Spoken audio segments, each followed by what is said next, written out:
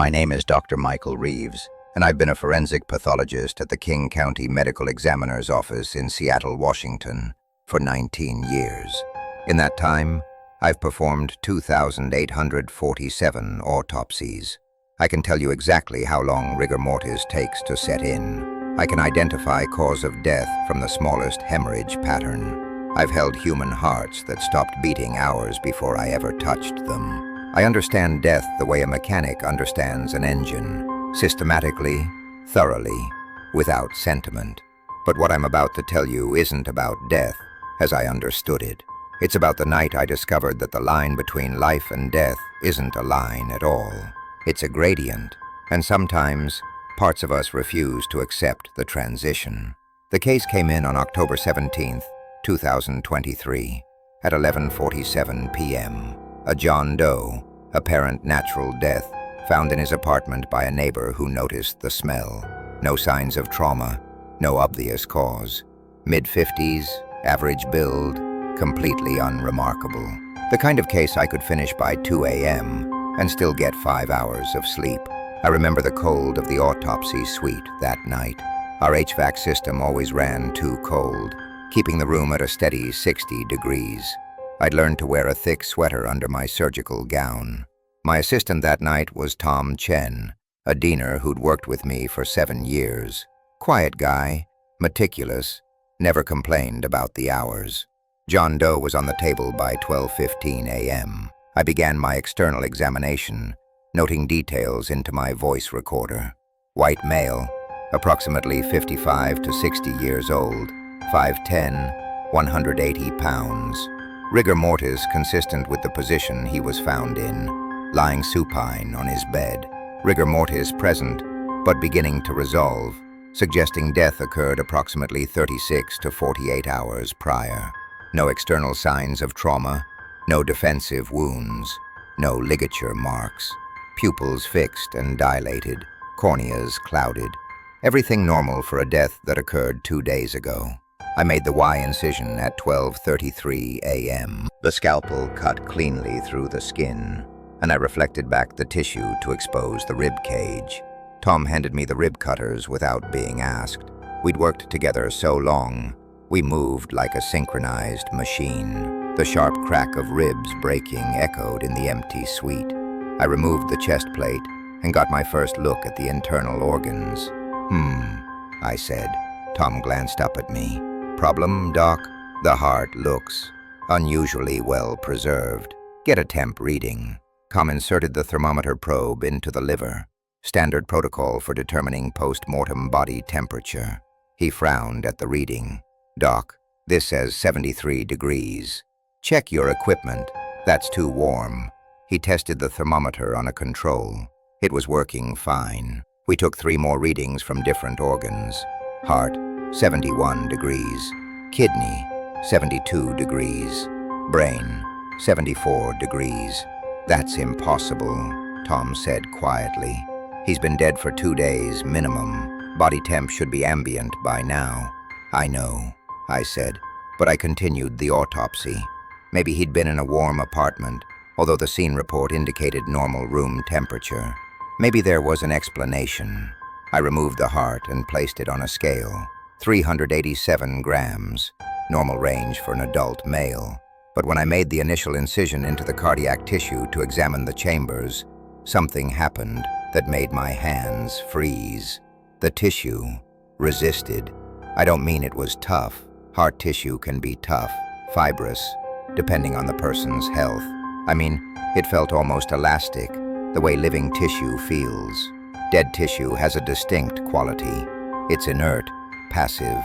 This tissue pushed back against my scalpel. Tom, come look at this. He leaned over my shoulder as I made another careful cut. The myocardium, the heart muscle, looked completely normal under gross examination. No obvious scarring, no signs of infarction. But the texture was wrong. I'd felt thousands of dead hearts. This didn't feel dead. I took tissue samples from the heart, liver, kidneys, and lungs, placed them in specimen containers, and labeled them for histology. We'd examine them under the microscope, see what the cells looked like, That would tell me more. The rest of the autopsy proceeded normally. I examined every organ, documented everything. No tumors, no blockages, no infections, no obvious cause of death. The brain was intact, no hemorrhaging, no lesions. Toxicology samples were sent to the lab.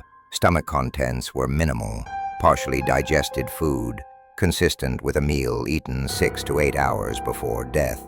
I closed the body at 3:17 a.m. Tom helped me clean up, and we prepped the tissue samples for processing. I filled out my preliminary report. Cause of death pending toxicology and histology. No gross anatomical abnormalities identified. I drove home through empty Seattle streets. The Space Needle lit up against the night sky. I was tired, but not troubled. Strange cases happened sometimes. The histology would explain everything. I was wrong. The next afternoon, I was in my office reviewing another case when my phone rang. It was Sarah Kim, our histology technician. "Dr. Reeves, I need you to come to the lab now." "What's wrong?" "Just come look at this, please." I found Sarah standing at the microscopy station, her face pale. She'd been working at the ME's office for 12 years. I'd never seen her look shaken before. "Show me," I said. She placed the first slide under the microscope, cardiac tissue from John Doe. I adjusted the focus and looked. For a long moment, I didn't speak, couldn't speak. The cells weren't dead. I mean, they should have been dead. The man had been deceased for at least 2 days before I even performed the autopsy. His tissue samples had been sitting in fixative solution for over 12 hours. But what I was seeing under that microscope looked like active cardiac cells.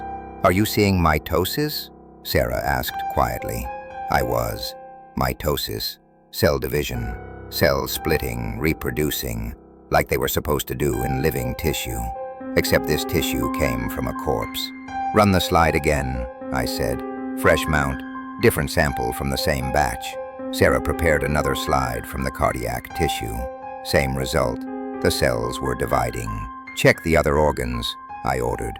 Over the next 2 hours, we examined tissue samples from the liver, kidneys, lungs, and brain. Every single one showed active cellular division. Not just a few scattered cells that might be explained by some artifact of preservation. Widespread, organized mitosis across multiple organ systems. "This isn't possible," Sarah said. "Cellular death begins within minutes of clinical death. Even if somehow a few cells survived initially, they'd be long dead by now. We're 60+ hours post-mortem." I stared at the microscope. "I know. What do? We document everything. Take photos, multiple samples, proper protocols, and we don't tell anyone until we understand what we're looking at." That night, I went back to the morgue. It was after 10 p.m., and I was alone, except for the security guard at the front desk. I used my key card to access the cold storage, where John Doe's body was being held. The drawer slid open with a metallic sound that echoed in the empty room. I pulled back the sheet. His skin was warmer than it should have been. I grabbed a thermometer and took a reading from the thigh, the largest muscle mass, most reliable for accurate temperature. 68 degrees Fahrenheit. The storage unit was set at 38 degrees. His body was generating heat. My hands started shaking. I pulled the sheet back further and examined his thoracic cavity. I hadn't sutured him closed yet, planning to do a re-examination after the histology results. The organs I'd left in place looked pink, healthy pink, like living tissue. I took out my phone and called Tom Chen. "Get down here, now. Don't ask questions, just come." Tom arrived 20 minutes later, still in his gym clothes. When he walked into the morgue, I could see the confusion on his face. I'd never called him in like this before, never with this kind of urgency in my voice. He took one look at the body and went silent. "Tell me I'm seeing this wrong," I said. "Tell me there's a rational explanation." Tom approached the table carefully, like John Doe might suddenly sit up. He placed his hand on the body's shoulder, then jerked it back. "Jesus Christ, Mike, he's warm." "Touch the skin," I said. He did, carefully. "Jesus Christ, Mike, he's warm." "I know." What the hell is happening? I don't know, but we're going to find out. Over the next 3 hours, taking samples. Blood from the heart chambers. It should have been coagulated, separated. It wasn't. It was fluid, almost fresh looking. We drew it into syringes, like we were working on a living patient, and the sound of blood flowing into the barrel made my stomach turn. This shouldn't be possible. Dead blood doesn't flow. It congeals. It separates into serum and clotted cells. This blood moved like it was still alive. Tom's hands were shaking as he labeled the vials. Mike, talk to me. What's happening here? Give me a theory. Anything. I don't have one, I admitted. Every explanation I can think of violates basic biology. He's been dead for days. Dead. I performed the autopsy myself. I saw the fixed pupils, the rigor mortis, the liver mortis patterns. He was dead. Was? Tom caught the past tense. Is. He is dead. Has to be. But even as I said it, I didn't believe it. I took the blood samples to the lab and ran them through the analyzer. The results came back. Impossible. Oxygen saturation, 47%. A corpse should have 0 oxygen saturation. The hemoglobin should be completely deoxygenated. But John Doe's blood, 2.5 days after death, showed nearly half the normal oxygen levels of a living person. Where is the oxygen coming from? Tom asked. He's not breathing. His heart isn't pumping. Where is the oxygen coming from? I had no answer. None of this made sense within any framework of biology or medicine I understood. We returned to the morgue at 2 a.m. I needed to see the body again. Needed to confirm I wasn't losing my mind. When I opened the drawer, I noticed something that made my blood run cold. The incisions I'd made during the autopsy, the Y incision across the chest, the cuts I'd made to remove organs. They looked different. They were healing, not fully, not like a living person's wounds would heal. But the edges of the incisions were slightly closer together than they had been. The tissue looked less raw, less exposed, as if cellular repair processes were slowly, impossibly, knitting the cuts back together. No, I said aloud. No, no, no. This isn't possible. Tom was staring at the body, with something like horror in his eyes. Mike, what is this? What are we dealing with? I don't know, but I'm calling Dr. Patricia Morrison. We need a second opinion. Dr. Morrison was the chief medical examiner, my supervisor, and one of the most respected forensic pathologists in the country. She arrived at 4:30 a.m., irritated at being woken up, but trusting my judgment enough to come without argument. I showed her everything: the tissue samples, the microscopy results, the blood work, the temperature readings, the healing incisions. She examined everything in silence. Then she examined the body directly, spending nearly an hour going over every detail. Finally, she stepped back and looked at me. Michael, in 40 years of practice, I have never seen anything like this. What do? We contain it, we document it, and we figure out what the hell is happening before we tell anyone else. Over the next 3 days, the 3 of us, Dr. Morrison, Tom, and myself, became a secret research team.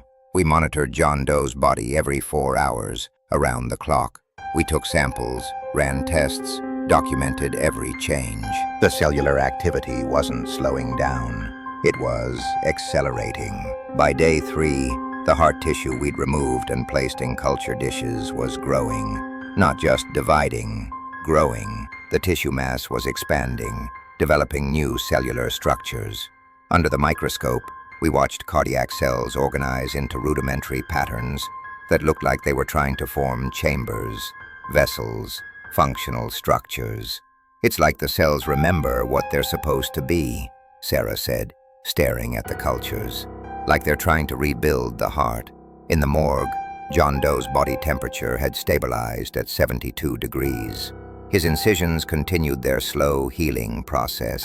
The blood we drew showed increasing oxygen saturation, up to 63% by day 4. And then we noticed something that changed everything. His fingers moved, not much. Just a slight flexion in the right index finger. a tiny curl inward. Tom saw it first, around 2 a.m. on the fourth night. He called me immediately. I watched for 2 hours. No further movement. I'd almost convinced myself Tom had imagined it when the finger moved again. A definite curl, then relaxation. His brain is dead, I said firmly. I examined it. Pupils fixed and dilated. No response to stimuli. The brain is not functioning. Then what's causing the movement? Tom asked. Muscle spasms. Post-mortem muscle contractions. It happens sometimes, but I didn't believe my own explanation. Post-mortem muscle contractions are random, isolated events. This was deliberate movement, coordinated. By day 5, we documented 47 separate instances of finger movement, 3 instances of toe flexion, and 1 episode where his eyelids fluttered. Dr. Morrison made the call that afternoon. We need to bring in a neurologist. Dr. James Park was a neurologist at Harborview Medical Center and a friend of Dr. Morrison's. She trusted him to be discreet and, more importantly, to not think we were collectively losing our minds. He arrived that evening with 2 large equipment cases and spent 3 hours examining John Doe with instruments he'd brought from the hospital. He started with basic reflex tests, even though I'd assured him the body showed no brain function during my autopsy. Pupillary response, none. Corneal reflex, none. Gag reflex, none. All consistent with brain death. Then he set up the EEG, placing electrodes across John Doe's scalp with practiced precision. He powered up the machine, and we all watched the screen as it began recording electrical activity from the brain. For several minutes, the readings were flat. Nothing, as expected, as it should be. Then, a spike, small, irregular, but definitely there. A burst of electrical activity from somewhere deep in the brain. Dr. Park leaned closer to the screen, frowning. He adjusted the settings, increased the sensitivity. More spikes appeared, scattered but persistent. He looked at me, then at Dr. Morrison, his expression caught between confusion and something like fear. His conclusion was impossible. There's brain activity. That's not possible, I said, hearing the tremor in my own voice. I examined the brain during autopsy. I held it in my hands. No responses, no signs of function. The tissue showed all the signs of death. I'm telling you what the EEG shows, Dr. Park said, pointing to the readout with a pen that shook slightly. It's not normal brain activity. It's not coherent, not organized, like a functioning brain. But there are electrical patterns. Deep in the brainstem, in the cerebellum, something is firing. Something is active. He's been clinically dead for over a week. I know. Believe me, I know. I can't explain it. I've been a neurologist for 16 years. I've seen thousands of EEGs. This, he gestured helplessly at the screen. This shouldn't exist, but the equipment doesn't lie. We stood around the body, 5 medical professionals with a combined 120 years of experience, and none of us had an explanation. That night, I stayed at the morgue alone. I told myself I needed to think, to process what was happening, to review all the documentation and find a pattern. But the truth was simpler and more pathetic. I was afraid to leave, afraid that if I left, something would happen, and I wouldn't be there to witness it, to document it, to understand it. I sat in my office with the lights dim, reviewing all the documentation, trying to find a pattern, an explanation. Medical journals were spread across my desk, articles on Lazarus syndrome, case studies of unexpected recovery, research on cellular death cascades. Nothing matched what we were seeing. Nothing came close. Around 3 a.m., the silence of the building became oppressive. The hum of the HVAC system, the distant sound of traffic on the street outside, the occasional creak of the building settling. I couldn't concentrate anymore. I needed to see him again, needed to check the vitals, needed to confirm this was real. I went back to check on John Doe. I opened the drawer and pulled back the sheet. His eyes were open. I stumbled backward, my hip crashing into the equipment cart behind me. Instruments clattered to the floor, the sound echoing in the empty morgue. My heart was pounding so hard, I could feel it in my throat. The eyes were milky, clouded with the cataracts of death, still dead eyes, still showing no sign of awareness or intelligence. But they were open, staring up at the ceiling with that filmy gaze, and I could swear they were looking at me, tracking my movement as I stood there paralyzed. "It's just the eyelids," I said aloud to the empty room, my voice cracking. "Muscle contractions, nothing more. The orbicularis oculi muscles are contracting, pulling the lids open. It's a post-mortem phenomenon." But even as I said it, trying to convince myself with medical terminology and rational explanation, I knew I was lying. I'd seen post-mortem muscle contractions. They were random, brief, uncoordinated. This was different. I forced myself to approach the table again, to look closely. And as I stood there, frozen in place, I saw his chest move. Not the full rise and fall of a breath, not the deep expansion of healthy respiration. Just a slight expansion, a subtle movement of the rib cage. Once, a pause of maybe 15 seconds. Twice, another pause, 3 times. He was breathing, barely, shallowly, irregularly, but his chest was moving. Air was entering his lungs. I grabbed a stethoscope with shaking hands and placed it on his chest. I heard it, a heartbeat. Slow, irregular, maybe 20 beats per minute, but it was there. The heart I'd cut open, examined, removed tissue from. It was beating. I ran. I'm not proud of it, but I ran out of that morgue, down the hallway, into my office. I locked the door and called Dr. Morrison. "The heart is beating," I said when she answered.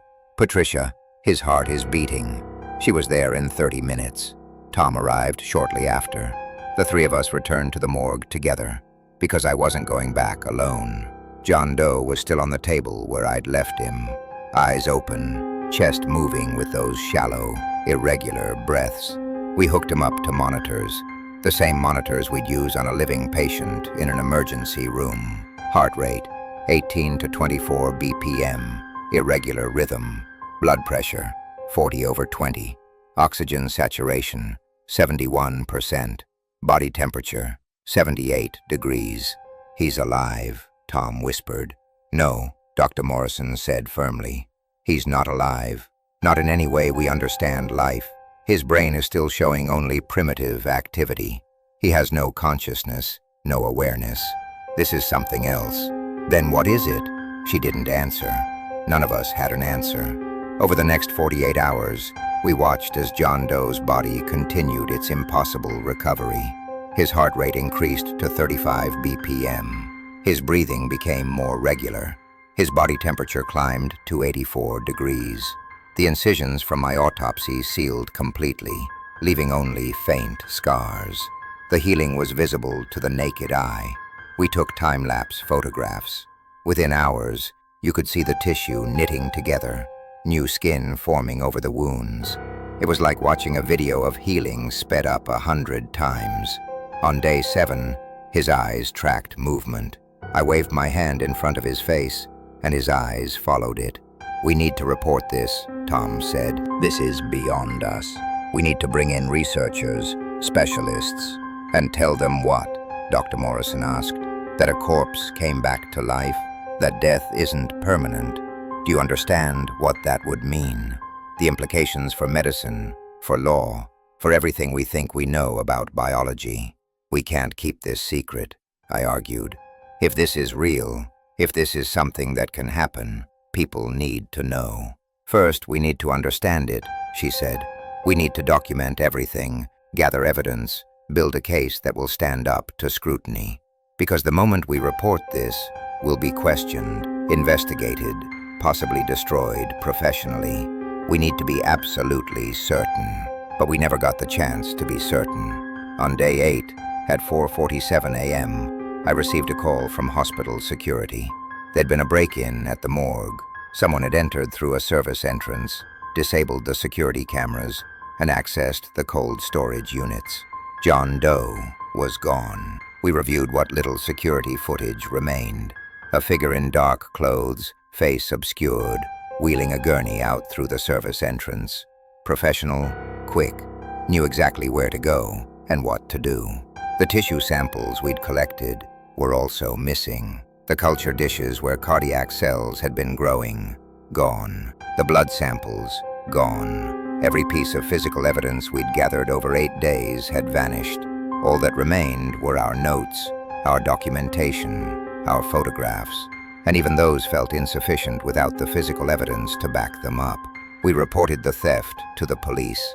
A body stolen from the medical examiner's office was a serious crime. But we didn't tell them what made this body special. We couldn't, not without sounding insane. The investigation went nowhere. No suspects, no leads. It was as if John Doe had never existed, except he did exist. And for 8 days, I watched him come back from death, cell by cell, heartbeat by heartbeat. 3 months later, I'm still at the King County Medical Examiner's office. I still perform autopsies, still document causes of death, still teach residents about the process of cellular death. But everything has changed. I question everything now. When I examine a body, I wonder if death is really final. When I see cells under a microscope, I wonder what makes them choose to die, or choose not to. The certainty I used to have, the mechanical understanding of death, is gone. Dr. Morrison retired 2 weeks after John Doe disappeared. She told the office it was time, that she'd been planning it for years. But I know the truth. She couldn't continue practicing forensic pathology after what we'd witnessed. How do you determine cause of death when you're no longer sure what death is? Calm still works with me. We don't talk about it, but sometimes, during an autopsy, our eyes meet, and I know we're both thinking the same thing. Is this body really dead, or is it just waiting? I've started researching cases of spontaneous recovery, near-death experiences, Lazarus syndrome. I found scattered reports throughout medical literature. Patients declared dead who later showed signs of life, but nothing like what we witnessed. Nothing that sustained, that progressive. Sometimes I dream about John Doe. In the dream, he sits up on the autopsy table, his chest bearing the scars of my Y incision, and he speaks to me. He says, "You should have let me finish dying," or "You should have let me finish living." I'm never sure which. I keep a set of tissue samples in my home freezer. I took them before the theft, a violation of protocol, but I needed to preserve something. Sometimes, late at night, I take them out, thaw one, examine it under my personal microscope. The cells are still dividing. Even now, frozen and thawed multiple times, they show active mitosis, life persisting where it shouldn't, refusing to accept the boundary between existence and void. I don't know what John Doe was. I don't know if he was unique, or if what happened to him could happen to anyone under the right circumstances. I don't know who took him, or why, but I know what I saw. I know that, for 8 days, I watched the corpse slowly, impossibly, return to something resembling life. I know that every textbook definition of death I was taught is incomplete. I know that the human body is capable of things we don't understand. And I know that, somewhere, John Doe might still be out there, his heart beating at 35 times per minute, his cells dividing, his body temperature slowly climbing toward 98.6 degrees, still dying, still living, trapped in the space between. The line between life and death isn't a line at all. It's a gradient, a spectrum, a process rather than an event. And sometimes, for reasons I can't explain, that process doesn't complete, or it reverses, or it creates something entirely new. I still practice forensic pathology. I still perform autopsies. But every time I make that first Y incision, every time I reflect back tissue and expose what lies beneath, I wonder, is this body truly dead, or is it just waiting for permission to return? I don't have answers. I only have questions now, and a freezer full of cells that refuse to die. Proof of something I witnessed, but can't explain. evidence of an impossible event that changed everything I thought I knew about the boundaries of life. Sometimes, the most terrifying thing about death isn't that it's final, it's that it might not be.